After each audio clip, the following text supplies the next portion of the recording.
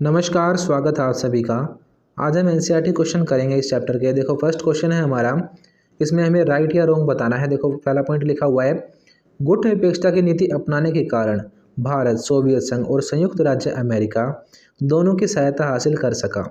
जो भारत ने गुट निरपेक्षता की नीति अपनाई उसकी वजह से भारत को अमेरिका की हेल्प भी मिली और सोवियत संघ की हेल्प भी मिली। बिल्कुल ठीक बात है। भारत ने गुट निरपेक्षता की नीति जब फॉलो की, ना तो उसने सोवियत संघ का साथ दिया ना उसने अमेरिका का साथ दिया, दोनों के साथ दोस्ती बनाने की कोशिश करी और इसका फायदा भारत को आज तक हो रहा है। दोनों ही देश भारत के सपोर्टर बने हुए हैं। अब देखो आप दूसरा पॉइंट, अपने पड़ोसी देशों के साथ भारत के संबंध शुरुआत से ही तनावपूर्ण रहे। देखो भारत के दो पड़ोसी थे, एक पाकिस्तान एक चाइना। तो हमारे रिलेशन जो है पाकिस्तान से तो शुरू से ही खराब है पर चाइना से नहीं है। इसीलिए सेकंड वाला जो पॉइंट है वो गलत हो जाएगा, क्योंकि चाइना से हमारे रिलेशन 1962 में जाकर खराब हुए। तो पहले वाला जो था वो ठीक था पॉइंट, दूसरे वाला गलत है क्योंकि पाकिस्तान से रिलेशन खराब थे पर चाइना से नहीं थे। अब देखो तीसरा पॉइंट, शीत युद्ध का असर भारत पाक संबंधों पर भी पड़ा। जी बिल्कुल, जब कोल्ड वॉर हुआ उसका असर भारत और पाकिस्तान के रिलेशंस पर भी पड़ा था। अगला पॉइंट देखो आप, 1971 की शांति और मैत्री की संधि संयुक्त राज्य अमेरिका से भारत की निकटता का परिणाम थी। यह पॉइंट गलत है बिल्कुल। 1971 में हमने अमेरिका से नहीं बल्कि सोवियत संघ से संधि की थी। तो इसमें लिखा हुआ है कि अमेरिका से संधि की, तो ये बात गलत है बिल्कुल। हमारे अमेरिका से रिलेशन खराब थे शुरू में, तो 1971 में हमने रूस से संधि की थी। अब देखो सेकंड क्वेश्चन, हमें मैच द फॉलोइंग करने हैं।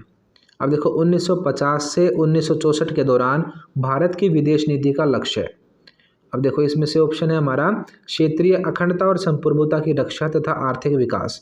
तो भारत की विदेश नीति में देश की आज़ादी को बनाए रखना यानी क्षेत्रीय अखंडता को बनाए रखना, उसकी संप्रभुता यानी उसका जो खुद का रूल है, उसकी आत्मनिर्भरता है उसको बनाए रखना, और आर्थिक विकास यानी अपनी इकोनॉमिक डेवलपमेंट करना ही उसके मेन लक्ष्य थे। दूसरा पॉइंट, पंचशील। अब शांतिपूर्ण सह अस्तित्व के 5 सिद्धांत हैं पंचशील, तो थर्ड वाला ऑप्शन हो जाएगा इसका। हमने शांति से अपने पड़ोसियों के साथ दोस्ती करने की बात की थी पंचशील में, तो इसका जो ऑप्शन है वो थर्ड हो जाएगा। थर्ड देखो, बांडुंग सम्मेलन। नेहरू ने एशिया के देशों को और अफ्रीका के देशों को एक करने की बात की थी, तो उन्होंने एक सम्मेलन बुलाया था बांडुंग नाम की जगह पे। 1955 के आसपास ये सम्मेलन हुआ था। इसमें जो है एशिया और अफ्रीका के देशों की एकता की बात हुई और गुट निरपेक्षता आंदोलन की शुरुआत हुई। ठीक है, उसके बाद 1961 में एक सम्मेलन बुलाया गया जिसमें कि गुट निरपेक्ष आंदोलन की पहली मीटिंग हुई।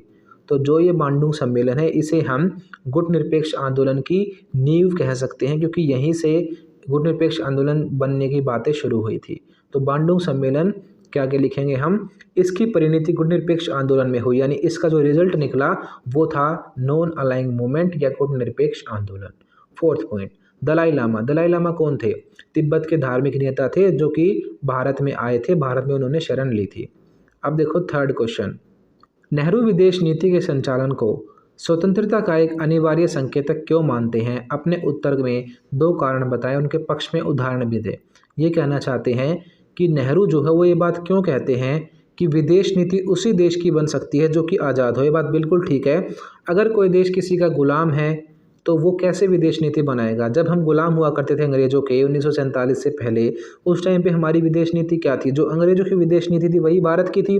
तो जब भारत आज़ाद हुआ तो उसने अपनी अलग विदेश नीति बनाई। ठीक है, वो बिल्कुल ब्रिटिश से दूर हो गया।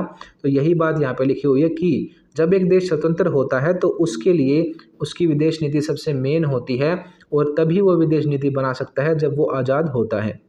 तो नेहरू विदेश नीति के संचालन को स्वतंत्रता का एक अनिवार्य संकेतक इसीलिए मानते थे क्योंकि विदेश नीति का संचालन वही देश कर सकता है जो स्वतंत्र हो। इसीलिए नेहरू इसको इम्पोर्टेंट मानते थे, क्योंकि एक विदेश नीति को वही देश बना सकता है जो कि आज़ाद हो।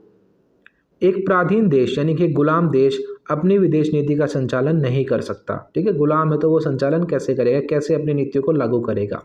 क्योंकि वह दूसरे देश के अधीन होता है, क्योंकि उस पर दूसरे देश का कब्जा होता है। जैसे 1947 से पहले भारत स्वयं अपनी विदेश नीति का संचालन नहीं करता था बल्कि ब्रिटिश सरकार करती थी। यही बात मैंने आपको पहले ही बता दी थी कि जब हम गुलाम हुआ करते थे तो हमारी कोई विदेश नीति नहीं थी, पर जब हम आज़ाद हुए तब हमने अपनी विदेश नीति बनाई।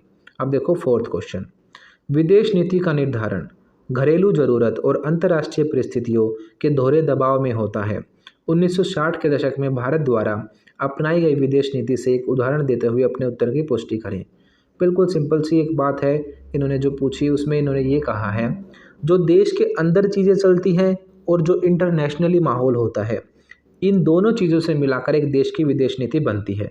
घरेलू चीज़ों को देखकर भी और अंतर्राष्ट्रीय चीज़ों को देखकर भी। बिल्कुल ठीक बात है ये। किसी भी देश को अगर अपनी विदेश नीति बनानी होगी, उसका देश कैसा है, वहाँ पे कैसे सिचुएशन है, उसी चीज़ को सबसे पहले देखेगा। उसके बाद वो इंटरनेशनल चीज़ों को देखेगा कि भाई उसके पड़ोसी देश कैसे हैं और देश कैसे हैं। ये दोनों ही चीज़ें किसी भी देश की विदेश नीति को प्रभावित करती हैं। अब देखो आंसर, किसी भी देश की विदेश नीति का निर्धारक घरेलू और अंतर्राष्ट्रीय परिस्थितियों के अंतर्गत होता है। वही बात है कि घरेलू चीज़ भी यानी कि डोमेस्टिक चीज़ भी और इंटरनेशनल चीज़ भी, दोनों ही सिचुएशन डिफाइन करती हैं किसी भी देश की विदेश नीति को।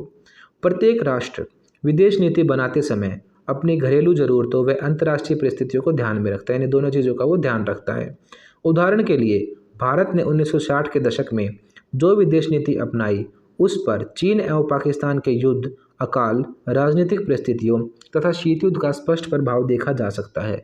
जब 60 में हमारी लड़ाई हुई थी चाइना से और पाकिस्तान से, 60 के दशक में, 62 में हमारी चाइना से लड़ाई हुई थी और 65 में हमारी पाकिस्तान से हुई थी, तो हमने उस टाइम पे रशिया से रिलेशन बनाने शुरू कर दिए थे अच्छे से, क्योंकि जो पाकिस्तान है और जो चाइना है उसको उस टाइम पे अमेरिका सपोर्ट कर रहा था। तो भारत के संबंधों में बदलाव हुआ। 1960 से पहले चाइना से हमारे रिलेशन अच्छे हुआ करते थे, पर 60 के बाद हमारे रिलेशन ख़राब हो गए। तो यही कह रहे हैं ये कि पाकिस्तान का युद्ध हुआ, अकाल पड़ा, सिचुएशन बदली और सिचुएशन बदलने के साथ ही हमारी विदेश नीति भी बदल गई। तो घरेलू चीज़ भी डिफाइन करती है विदेश नीति को और अंतर्राष्ट्रीय तो करती ही है। तो यही इस क्वेश्चन में पूछा गया था। अब देखो आप अगला क्वेश्चन, 5th क्वेश्चन है, अगर आपको भारत की विदेश नीति के बारे में फैसला लेने को कहा जाए तो आप इसकी किन 2 बातों को बदलना चाहोगे? ठीक इसी तरह यह भी बताएं कि भारत की विदेश नीति के किन 2 पहलुओं को आप बरकरार रखना चाहोगे।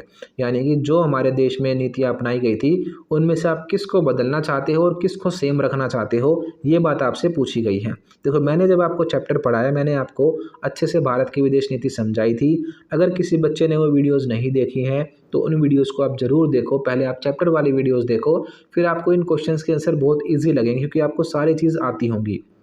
तो भारत की विदेश नीति में चीन एवं पाकिस्तान के साथ जिस प्रकार की नीति अपनाई जा रही है उसमें बदलाव की आवश्यकता है, क्योंकि उसमें वांछित परिणाम नहीं मिल पा रहे हैं। ये कह रहे हैं जो हम चीन और पाकिस्तान के साथ दोस्ती की बात करते हैं, हमें उस चीज़ में थोड़ा बदलाव करना चाहिए। ये पूछा था ना कि 2 बदलाव बताओ और 2 बातें अच्छी बताओ, तो ये कह रहे हैं कि हमें चीन और पाकिस्तान के साथ अपने रिलेशन थोड़े बदलने चाहिए।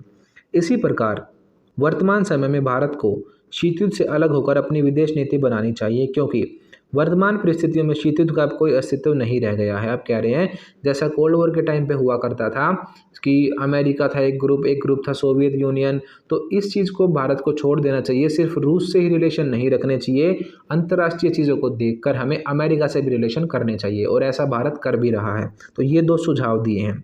जहाँ तक विदेश नीति के 2 पहलुओं को बरकरार रखने की बात है तो प्रथम है गुटनिरपेक्षता के अस्तित्व को बनाए रखना, यानी कि गुटनिरपेक्षता को हमें ऐसे ही बनाए रखना चाहिए। ये पूछा था ना कि बदलाव क्या होना चाहिए और बचा के क्या रखनी चाहिए, तो गुटनिरपेक्षता बहुत अच्छी नीति थी, उसे भारत को आज भी फॉलो करना चाहिए। ये भारत की विदेश नीति का मूल आधार है, बिल्कुल इसी पे भारत की विदेश नीति टिकी हुई है। द्वितीय, भारत को संयुक्त राष्ट्र संघ के साथ सहयोग जारी रखना चाहिए। भारत को यूएनओ का सपोर्ट जारी रखना चाहिए, क्योंकि इससे अंतर्राष्ट्रीय शांति एवं सुरक्षा को बढ़ावा मिलता है, क्योंकि इससे क्या होता है, इंटरनेशनल पीस और सिक्योरिटी प्रमोट होती है। समझ गए? तो यूएनओ का भारत को सपोर्ट करना चाहिए जैसे कि वो करता आया है, और गुटनिरपेक्षता की नीति उसे अपनानी चाहिए। ये दोनों ही बातें हम बरकरार रखना चाहेंगे क्योंकि ये बहुत अच्छी बात है भारतीय विदेश नीति में। और बदलने की क्या बात कही है कि जो शीत युद्ध के टाइम पे जो रूल्स रेगुलेशंस थी उनको हमें चेंज करना चाहिए और आज के हिसाब से थोड़ी बहुत चीज़ें अपनानी चाहिए, और चीन और पाकिस्तान के साथ हमें रिलेशंस पर ध्यान देना चाहिए। अब देखो आप 6th क्वेश्चन, हमें 2 पॉइंट दिए गए हैं, इन पे हमें टिप्पणी करनी है, यानी इसके बारे में हमें बताना है। पहला है भारत की परमाणु नीति। ठीक है, इसमें हमें ये बताना है कि भारत की परमाणु नीति कैसी है। देखो मैं आपको बताता हूँ, भारत ने जब एटम बम बनाया तो उसने अपने पड़ोसियों से बचने के लिए बनाया था, क्योंकि चाइना के पास भी एटम बम था और पाकिस्तान के पास भी एटम बम था। तो भारत ने अपनी आत्मरक्षा में परमाणु बम बनाया है, ये है इस परमाणु नीति का पहला पॉइंट। दूसरी सबसे मेन बात भारत की परमाणु नीति की ये है कि भारत ने जब एटम बम बनाया तो उसने ये बात भी कही थी कि मैंने इसे केवल अवरोध के लिए बनाया, यानी कि रोकने के लिए बनाया है। ठीक है, किसी दूसरे के हमले को रोकने के लिए या उससे बचने के लिए बनाया है। हम कभी भी किसी भी देश पर पहले हमला नहीं करेंगे।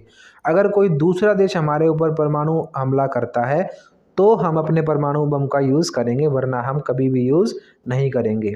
तो भारत की परमाणु नीति शांति को प्रमोट करती है और आत्मरक्षा की बात करती है, पहले किसी पर हमला करने की बात बिल्कुल भी नहीं करती। तो ये 3 मेन बातें हैं भारत की परमाणु नीति की।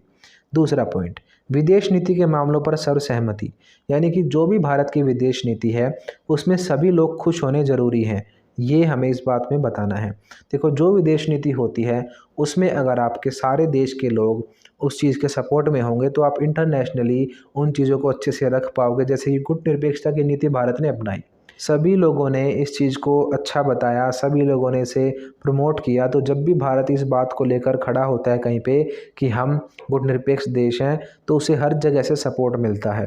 तो देखो, फर्स्ट मैंने आपको बता दिया भारत की परमाणु नीति यहाँ पे नहीं लिखी हुई, तो आपको उसकी वो 3 बातें याद रखनी है कि आत्मरक्षा के लिए बनाई है, पहले किसी पर भी हमला नहीं करेंगे, और अवरोध के लिए बनाई है, किसी दूसरे के हमले को रोकने के लिए बनाई है। और अब दूसरा पॉइंट देखो, विदेश नीति के मामले में सर्वसहमति, यानी सभी लोग उसमें सहमत होने चाहिए। विदेश नीति के मामले में सर्वसहमति आवश्यक है, यानी सबका राजी होना जरूरी है, क्योंकि यदि एक देश की विदेश नीति के मामलों में सर्वसहमति नहीं होगी तो वह देश अंतर्राष्ट्रीय मंचों पर अपना पक्ष प्रभावशाली ढंग से नहीं रख सकेगा। ठीक है, अगर सभी लोग खुश नहीं होंगे तो अंतर्राष्ट्रीय मंचों पर इंटरनेशनली वो देश अपनी बात ढंग से रख ही नहीं पाएगा। ठीक है, बिल्कुल वो दृढ़ होना चाहिए अपनी विदेश नीति पे, जो उसने रूल्स रेगुलेशंस अपने लिए बना लिए, जो उसकी विदेश नीति है उस पर उसे पक्का वही फॉलो करने वाला वो देश होना चाहिए। भारत की विदेश नीति के महत्वपूर्ण बिंदु जैसे गुटनिरपेक्षता, साम्राज्यवाद एवं उपनिवेशवाद का विरोध, दूसरे देशों से मित्रतापूर्ण संबंध बनाना तथा अंतर्राष्ट्रीय शांति एवं सुरक्षा को बढ़ावा देना इत्यादि सदैव सर्वसहमति रही है।